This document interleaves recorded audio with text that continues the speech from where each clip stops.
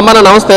జగన్మోహన్ రెడ్డి ఈరోజు press meet పెట్టి చంద్రబాబు మీద 420 కేసు వేయాలి, చంద్రబాబు మోసపూరిత హామీలు ఇచ్చాడు, ప్రజలు మోసం చేశాడు, అందుకే 420 కేసు వేయాలని చెప్పి జగన్మోహన్ రెడ్డి ప్రెస్ మీట్లో మాట్లాడుతున్నాడు. మీరు ఏ విధంగా చూస్తారు ఆ వ్యాఖ్యల్ని? ఈరోజు జగన్మోహన్ రెడ్డి ఉదయం పెట్టినటువంటి ప్రెస్ మీట్ అనంతరం రాష్ట్ర ప్రజానీకం మొత్తం అసలు వివేకం కోల్పోయినటువంటి జగన్మోహన్ రెడ్డి అతను 420 కాబట్టి చంద్రమోహన్ 420 అని చెప్పేసి మాట్లాడేటువంటి భాషలో వ్యవహరిస్తున్నాడు. అతనికి మినిమం రాజకీయ నాలెడ్జ్ కూడా లేదు. ఎలా 5 సంవత్సరాలు ఈ రాష్ట్రాన్ని పాలించాడు, మేము ఎలా ఓటేసామనేది అర్థం కానటువంటి పరిస్థితి. అతను 11 కేసుల్లో ఈడీ కేసులు కానీ 14 సిబిఐ కేసుల్లో కానీ ముద్దాయి కింద ఉన్నాడు. 420కి ఒరిజినల్ నిదర్శనం అతనని చెప్పి బయట ఉన్నటువంటి రాష్ట్ర ప్రజానీకం కానీ చంద్రబాబు నాయుడు కానీ పవన్ కళ్యాణ్ కానీ నరేంద్ర మోడీ గారు కానీ నేను కానీ మీరు కానీ చెప్పట్లా. వాళ్ళ కన్న పేగుతో పుట్టినటువంటి చెల్లి కన్నటువంటి తల్లే అతను 420 అని చెప్పి పారిపోయినటువంటి పరిస్థితి ఉంది.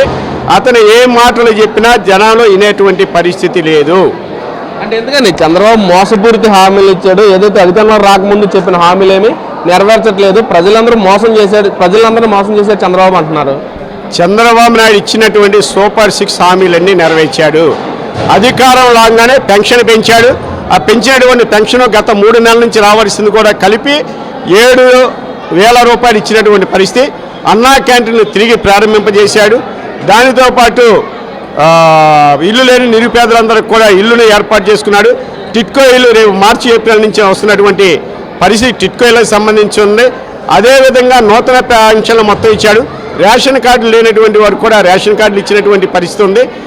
మహిళలకి ఉచిత బస్సు ప్రయాణ సౌకర్యం ఏర్పాటు చేసినటువంటి పరిస్థితి ఉంది. నిరుద్యోగులైనటువంటి యువతకి రాష్ట్రంలో నూతన పరిశ్రమలు తీసుకొచ్చి ఉద్యోగ అవకాశాలు కల్పించాడు. గ్రామీణ ప్రాంతంలో ఉన్నటువంటి యువతకి మిషనరీ దగ్గర కానీ ఆ పరిశ్రమల దగ్గర కానీ ఉపాధి కల్పించేటువంటి పరిస్థితి ఉన్నాడు. విద్యారంగంలో సమూలంగా మార్పు చేసి విద్యారంగం భవిష్యత్తు విద్యార్థులకు యువతకు ఉండేటటువంటి విధంగా ప్రాక్టికల్ విద్యని అందజేస్తున్నారు. మహిళలకి అన్ని రకాల తోడ్పాటునిచ్చి మహిళా ప్రభుత్వం కింద కడుపులో పెట్టుకుని కాపాడుతున్నటువంటి పరిస్థితి కూడా మనం పక్క చూసాం. వ్యవసాయ రంగాన్ని అభివృద్ధి చేశాడు. రైతాంగాన్ని కాపాడుకుంటమే కాకుండా 3 విడతల్లో ఇస్తానన్నటువంటిది ఇప్పటికీ 2 విడతల్లో 14,000 రూపాయలు రైతు భరోసా కింద ఇచ్చి వాళ్ళని ఆదుకున్నటువంటి పరిస్థితి ఉంది. ఏ ఒక్క వర్గాన్ని కూడా విస్మరించలేదు. ఇసుక దగ్గర నుంచి మైనింగ్ దగ్గర నుంచి అన్ని రకాల చివరికి లిక్కర్తో మొత్తం రాష్ట్ర ప్రజానికం ఆరోగ్యాన్ని పాడు చేసినటువంటి జగన్మోహన్ రెడ్డి అనుకో కూడా లిక్కర్ దానిలో కూడా రేట్లు తగ్గించి ఆరోగ్యాన్ని కాపాడేటువంటిగా లిక్కర్కి అందరం వ్యతిరేకమైన పొద్దు నుంచి రెక్కాడితే కానీ డొక్కాడినటువంటి ప్రజానికం రెక్కల కష్టం చేసుకుంటారు. సాయంత్రం అయ్యేటప్పుడు వాడికి అలవాటు ఉంది కాబట్టి 10 రూపాయలు దాని మీద వెళ్ళి మిగతా 9 రూపాయలు ఇంట్లో ఇచ్చేటువంటి పరిస్థితి ఉంది. గతంలో 9 రూపాయలు కాజేసేటువంటి పరిస్థితి జగన్మోహన్ రెడ్డికి ఉంది. ఈనాడు అతని ఆరోగ్యాన్ని పరిరక్షించేటువంటి విధంగా నాణ్యతతో కూడినటువంటి లెక్కలు అందించడమే కాకుండా అది సరసమైన ధరల కొత్త వల్ల మిగిలిన డబ్బులు ఇంట్లో భార్య పిల్లలకి ఇచ్చి భవిష్యత్తు ముందుకు సాగుతుంది. ఇచ్చినటువంటి హామీలన్నీ నెరవేర్చాడు కాబట్టే నిరంతరం ప్రజల మధ్యన చంద్రబాబు నాయుడు, లోకేష్, పవన్ కళ్యాణ్ తిరుగుతున్నారు.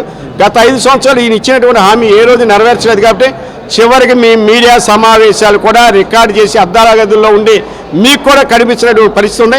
మన మీడియా ద్వారా అనేక సందర్భాల్లో ప్రజలను చైతన్యపరిచేటువంటి మీరే చేశారు. మిమ్మల్ని ఆ రోజు అభినందించారు కాబట్టి అతనికి ఉన్నటువంటి 151 స్థానాలు పోయి 11 స్థానాలు మిగిలారు. వీళ్ళు 23 స్థానాల నుంచి 164 స్థానాలకు వెళ్ళారు. మీలాంటి మీడియా వెలుగు చూపేటువంటిది ప్రజలు నడిపిస్తుంది, వాస్తవాలను బయటికి తీసుకొస్తుంది, అధికారులకి ప్రజాప్రతినిధులకు వారధిగా ఉంటుంది, ప్రజా సమస్యలు పరిష్కారం చేస్తుంది కాబట్టి మిమ్మల్ని అభినందిస్తున్నాం. అంటే ఈ రోజు కూడా జగన్మోహన్ మాట్లాడుతూ నేను సూటిగా కొన్ని ప్రశ్నలు అడుగుతాను చంద్రబాబు, అట్లా నీకు దమ్ముంటే సమాధానం చెప్పని మాట్లాడుతున్నాడు. కల్తీ నెయ్యి అన్నావు, దాన్ని నిరూపించావా, లేదా డిస్లరీ నుంచి తీసుకొచ్చాను అది నిరూపించావా అని చెప్పి జగన్మోహన్ మాట్లాడుతున్నాడు. ఏం చెప్తారు? ఇప్పుడు మీ మీడియా ద్వారా మిమ్మల్ని సూటిగా అడుగుతున్నా. జగన్మోహన్ రెడ్డి పెట్టినటువంటి ప్రెస్ మీటు కింద కాగితాలు ఎంక చూసి చదివాడా? ఇప్పుడు నాలాగా మీ అంక మీడియా ఇంకా చూసి చదివాడా అనేది ఒకసారి పరిశీలిస్తే ఆ పరిశీలించింది స్క్రిప్టా లేకపోతే 5 సంవత్సరాలు ముఖ్యమంత్రి 14 సంవత్సరాలు ప్రత్యక్షంగా ఎంపీ కానీ ఎమ్మెల్యే కానీ చేస్తున్నాడు కాబట్టి అక్కడే అర్థమవుతుంది. స్క్రిప్ట్ ఎవరో సజ్జల రామకృష్ణారెడ్డి లేకపోతే ఇంకొకళ్ళు ఇస్తే అవి చదివేటువంటిది ఇది కాదు. అతను నిజాయితీ పరుడు కాదని ప్రజలకు తీర్పిచ్చిందని కదా అనుకుని డిస్కషన్ ఏంటంటే అతను నిజాయితీ పరుడు అయితే కోర్టుకు పోవాలి కదా, కోర్టు కేసులో హాజరవ్వాలి కదా. వంకలు డొంకలు చూపి చెగొట్టేస్తున్నటువంటి పరిస్థితిలో అతను ఏ రకంగా నమ్ముతారు, ఏ రకంగా ముందుకెళ్తాడు? ఈ రాష్ట్రంలో 26 జిల్లాలు ఎక్కడ అభివృద్ధి చేశాడు, ఎక్కడ పారిశ్రామిక రాష్ట్రంగా తీసుకొచ్చాడు, ఎక్కడ మహిళలను కాపాడి ఆదుకునేటువంటి పరిస్థితి చేశాడు? ఎక్కడ విద్యార్థులు యువతకి భవిష్యత్తు కల్పించాడు? ఎక్కడ వ్యవసాయ రంగానికి రైతాంగాన్ని పరిరక్షించడం, కడుపులో పెట్టుకుని రైతాంగం వ్యవసాయ రంగమే మనందరికీ దిశ నిర్దించేది దిక్సూచి కాబట్టి దాన్ని ఎందుకని ఇది లేదా? ఏమీ ఇది లేదండి. అతను మర్చిపోతున్న సందర్భం మీడియా ముందుకు రావాలి కాబట్టి కనిపించాలి. నోటితో చెప్పేట పరిస్థితి లేదు. ఒక మాట 10 సార్లు తత అంటాడు. అందుకని చెప్పి కింద ఇచ్చినట్టు కాగితం చదివి బట్టి పట్టినా చెప్పలేనటువంటి దుస్థితి ఆ ముఖ్యమంత్రికి. అయినా మళ్ళీ చదువుకొని చెప్తారు. ఒకసారి మళ్ళీ రిపీట్ చేసి చూడండి.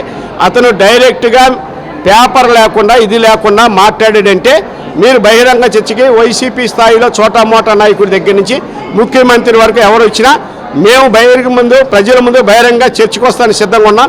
సవాలు విసురుతున్నాం, ఎదుర్కొన్నా సిద్ధంగా ఉంటే రమ్మనండి. అంటే పేరు నాని కూడా మాట్లాడుతున్నాడన్న. ఏదైతే అసెంబ్లీలో మా 11 మంది ఎమ్మెల్యేలు రావట్లేదు, ఉచితంగా శాలరీలు తీసుకుంటున్నారు, అసెంబ్లీ రావట్లేదు అంటున్నారు. గతంలో చంద్రబాబు చేసింది ఏంటి? అసెంబ్లీకి వచ్చారు, అసెంబ్లీ రాకుండా మరి జీతం తీసుకోలేదు చంద్రబాబు అని చెప్పి మాట్లాడుతున్నాడు. చంద్రబాబు నాయుడికి జగన్మోహన్ రెడ్డికి పోలిక లేదు.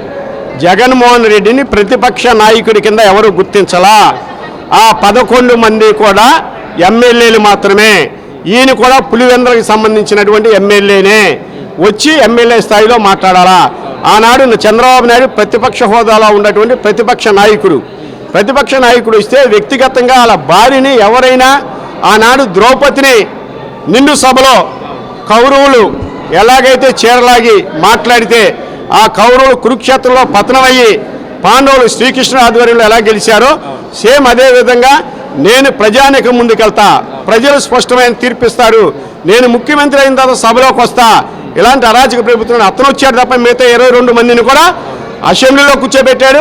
అసెంబ్లీలో ప్రజల వాడిని వినిపించాడు, ఆ పార్టీ వాడిని వినిపించాడు, అన్నీ ముందుకెళ్లారు. ఈయన ఎగ్గొట్టమే కాకుండా మిగతా 10 మందిని పంపిస్తారా? మిగతా 10 మందిని పంపిస్తే ఎక్కడ ఇతన్ని వదిలి జారిపోయి ఈ ఎన్డీఏ కూటమిలోకి వచ్చేస్తారు. అభివృద్ధి చేస్తున్నటువంటి దానిలో నారా చంద్రబాబు నాయుడు పక్షానికి పోతాడు, లేదంటే పవన్ కళ్యాణ్ పక్షం భయపడి ఇతను ఎగ్గొట్టి మిగతా 10 మంది కూడా ఎక్కిస్తున్నటువంటి ఆయన్ని పిల్లిని గదిలో పెట్టి ఏ రకంగా చేస్తున్నాడో మిగిలినటువంటి 10 మంది ఎమ్మెల్యేలను అలా చేస్తున్నాడు. ఏదో ఒక తలుపు తీసే పరిస్థితి వచ్చింది. ఇతను తప్ప ఎవరు మిగిలినటువంటి దుస్థితికి పోతాడు. వాళ్ళందరూ భవిష్యత్తు అసెంబ్లీకి వస్తాడు, ఇతను రాడు. అది పేర్ని నానికి అన్ని విషయాలు తెలియాలా? ఒక చెప్పు చూపిస్తే 2 చెప్పులు తీశాడు. అతను కానీ వాళ్ళ కొడుకు కానీ ఏ దుస్థితికి పోయాడు చూశాం. మొన్న వాళ్ళ భార్యని నిజాయితీగా కేసులో పెట్టాల్సి వచ్చిన ఆడపిల్ల అని చెప్పి చంద్రబాబు నాయుడు కేసులో పెట్టకపోతే రాజకీయ మేధావి చంద్రబాబు నాయుడు మహాను వ్యక్తి ఆడపిల్లలు జోలికి పోలేదు, అతను కృతజ్ఞత తెలియజేస్తున్నా అని కాళ్ళ పడ్డాడు. మరి అదే అసెంబ్లీలో ఆనాడు మంత్రివర్గంలో ఉన్నటువంటి అసెంబ్లీలో చంద్రబాబు నాయుడు భార్యని ఆ రకంగా మాట్లాడితే ఇతను లేచి ఎందుకని ఖండించలా? అతని మాటలు కూడా ఇప్పుడు మనం మాట్లాడుకుంటున్నాము, జనాలకి చెప్తున్నామంటే మనకు ఉన్నటువంటి టైం వేస్ట్. మన మీడియా ద్వారా అతను ప్రాధాన్యత ఇస్తున్నామంటే అతను సరైనటువంటి కాదని చెప్పి మీకు తెలియజేస్తాం.